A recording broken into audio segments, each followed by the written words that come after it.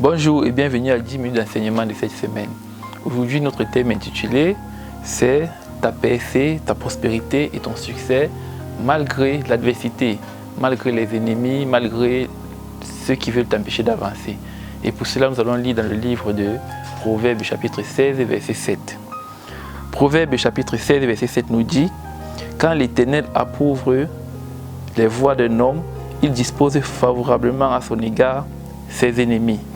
Ça veut dire quand l'Éternel accepte ce que tu vas faire, quand l'Éternel est d'accord avec ton projet, quand l'Éternel est d'accord avec ce que tu veux faire, tous ceux qui seront comme tes ennemis, tous les obstacles vont être à tes avantages. Puisque nous parlons de Dieu, nous allons utiliser un cas de la Bible pour démontrer cela. Nous allons prendre dans Genèse le cas de Joseph, une histoire que tout le monde connaît, on ne va pas la lire pour gagner un temps. Jacob a eu 12 fils. Et parmi ces 12 fils, il a surnommé Joseph son enfant de la vieillesse. L'enfant de la vieillesse était un mot qui disait fort devant les frères de Joseph, qui avaient déjà compris en cela la succession et la domination de Joseph sur eux. Une fois, et ce qui démontrait cela, c'est que quand eux travaillaient dans les plantations, en train de paître le troupeau, Joseph était comme le superviseur. C'est lui qui partait regarder ce qui se passe pour venir transmettre au père. Ça veut dire qu'après le père, qui était censé être le superviseur, mais ne le pouvait plus à cause de la vieillesse, c'est Joseph qui devait être le superviseur et le père de famille. À cause de ça, les frères de Joseph n'étaient plus d'accord. Ils voyaient déjà Joseph comme un ennemi. Ils voyaient déjà Joseph comme quelqu'un qui les empêche d'évoluer. Parce que pour eux, il fallait un peu estoquer, il fallait un peu escroquer le père dans ses troupeaux pour grandir. Mais Joseph étant superviseur, les empêchait de faire tout cela. Donc, il était déjà devenu un obstacle pour eux. Et un jour, Joseph va avoir des rêves, comme nous tous nous savons. Il va partager ses rêves avec ses frères et sa famille. Et l'un des rêves dit qu'il a vu tout le monde lors de la moisson, chacun avait emballé son sac. Et les sacs de tout le monde se prosternaient devant pour lui. Ça, c'est le premier rêve qu'il a partagé avec ses frères. Le deuxième rêve, il a dit, il était au milieu et il a vu la lune et les étoiles se prosterner devant lui. Quand il a raconté ce rêve, la Bible dit que ses frères le détestaient encore plus. Et pour cela, un jour, son père l'envoie superviser ses frères comme d'habitude. Et ses frères qui étaient ses ennemis avaient donc décidé de le vendre, de le tuer. Ils ont commencé par l'arrêter, le lancer d'un puits. Et un des leurs a dit qu'il ne faut pas qu'on se salisse les mains en tuant notre frère. Qu'est-ce qu'il faut qu'on le fasse? Il faut qu'on le vende pour qu'il aille en Égypte. Il peut être esclave en Égypte. Là, on n'aura plus un Joseph qui va nous tracasser et on n'aura tué personne. Mais ça, c'était le plan de Dieu. Ça veut dire que quel que soit ce que tu veux faire, il y aura toujours un obstacle. Ses frères étaient devenus des obstacles pour lui, mais des obstacles favorables. Parce que la Bible nous montre que Joseph devait être un roi, un grand roi. Mais pour être un grand roi, on a besoin d'un peuple. Est-ce que c'est le peuple de son père qui devait régner? Non, il devait régner sur un très grand peuple d'après ce que Dieu l'avait montré.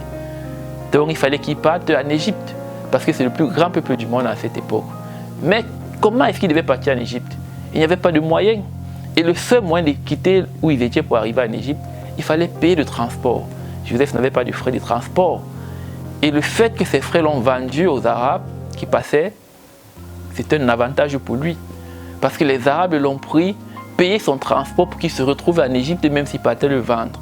Donc, premièrement, les ennemis de Joseph, qui ne voulaient pas son avancée, ont joué un rôle très important dans sa vie, dans sa royauté. Parce que c'est à cause d'eux que Joseph se retrouve en Égypte. D'une manière ou d'une autre manière de parler, c'est à cause d'eux que Joseph a le transport de se retrouver en Égypte. C'est le premier avantage que ton ennemi peut te faire. Il peut te déplacer d'un point A à un point B alors que toi, tu n'avais pas les moyens de le faire. Deuxième avantage, Joseph arrive, il est acheté par un homme bien. L'homme bien le met dans sa maison, qu'il règne sur ses biens en tant que contre-maître. Mais le destin de Joseph n'était pas être contre-maître. Il fallait que Dieu suscite un autre ennemi de Joseph pour que ses plans s'accomplissent. Sinon, Joseph devait rester dans la maison de Potiphar toute sa vie. C'est pourquoi Dieu a suscité un autre ennemi qui était la femme de Potiphar. Et la femme de Potiphar a accusé Joseph devant son mari, disant que Joseph a voulu abuser d'elle. Et c'est de là que Joseph quitte pour aller dans la prison de Pharaon. Au fur et à mesure que les étapes, ces choses se compliquaient visiblement pour lui, spirituellement ça avançait pour Dieu. Parce que Dieu le fait quitter de son pays pour l'Égypte, et Dieu le fait quitter de la maison de Potiphar vers la prison de Pharaon, qui a une avancée très ferme. Et Joseph a gardé sa dignité, il a gardé la foi, il a gardé sa sincérité. C'est ce qu'un chrétien doit faire devant l'adversité. Ne te pitoie pas sur ton sort. Tant que tu sais que tu es avec Dieu, les choses vont s'arranger. Et on connaît ce qui s'est passé dans la maison dans la prison de Pharaon. Joseph a interprété les rêves de deux personnes. Il a dit après, il a dit à l'un que quand tu seras dehors, souviens-toi de moi. Après, Pharaon fait les rêves. Joseph est appelé à interpréter ses rêves. Et c'est là où il devient roi en Égypte. Je dis roi pourquoi? Parce que Pharaon a dit qu'il ne le dépasse qu'avec la couronne. Et son successeur direct, c'était Joseph. Donc il est devenu un grand roi sur tout l'Égypte. Quelle est la leçon qu'on tire par là? La leçon qu'on tire dans ça, c'est que quels que soient les obstacles que tu peux traverser dans la vie, quelles que soient les difficultés que tu peux traverser dans la vie, cherche juste à savoir si tu es sur la voie de l'Éternel. Parce que quand il y a la volonté de Dieu, quels que soient les obstacles qui vont arriver, tu vas les traverser. Je partage avec vous une petite histoire. Il y a un garçon qui avait son frère dans une grande société. Et ce garçon était un ingénieur. Et son frère travaille aux ressources humaines. Il était adjoint à la directrice des ressources humaines de la société. On a lancé un recrutement. Son frère qui était adjoint au directeur des ressources humaines, il n'a jamais fait part de ce recrutement. Parce qu'il ne voulait pas que son frère devienne aussi riche. Il voulait être le seul riche de sa famille. Il ne voulait pas que son frère s'en sorte. Il voulait juste venir chaque fois dépanner son frère et être au-dessus de lui financièrement. Mais un jour, le frère passait, il a pris ça par les journaux, il a pris ça par les affiches et il a décidé de postuler. Le jour où il arrive pour postuler, c'est son frère qui rencontre le bureau de la direction des ressources humaines. Il pose la question à son frère, mais toi tu savais qu'il y avait un recrutement et tu ne m'as pas dit? Son frère dit non, tu n'as pas la carrure de nous qui peut travailler ici. Malheureusement, il a déposé son dossier et au lieu que son frère mette son dossier au-dessus, comme ça se faisait, on empilait au fur et à mesure, son frère a plutôt pris son dossier et il l'a mis en bas de la pile des dossiers. Donc ça veut dire que s'il fallait faire les entretiens, lui il devait que le dernier appelé après plus de 1000 dossiers. Donc pour lui, c'était sans espoir. Mais il s'est avéré qu'il y avait une urgence et il fallait rapidement quelqu'un à ce poste. La directrice des ressources humaines étant chrétienne, elle est venue, elle a dit, elle va donner la priorité au premier à déposer le dossier. Elle a retourné la pile de dossiers qui était sur son bureau. Et qu'est-ce qui s'est passé? Le dossier qu'on avait mis en dernière position s'est retrouvé en première position. Donc dans cette société, il y avait l'ennemi de celui qui a déposé les dossiers. Et l'ennemi a pris le dossier, il l'a mis loin en bas.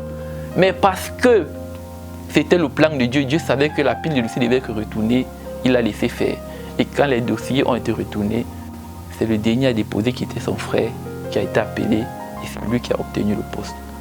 Toi qui m'écoutes ce matin, toi qui m'écoutes quel que soit l'endroit où tu vas, quel que soit l'endroit où tu es, toi qui es chrétien et qui as l'assurance que Dieu est avec toi, quand tu as ton projet, quels que soient les obstacles que tu rencontres en route, ne baisse pas les bras, car le Seigneur est avec toi.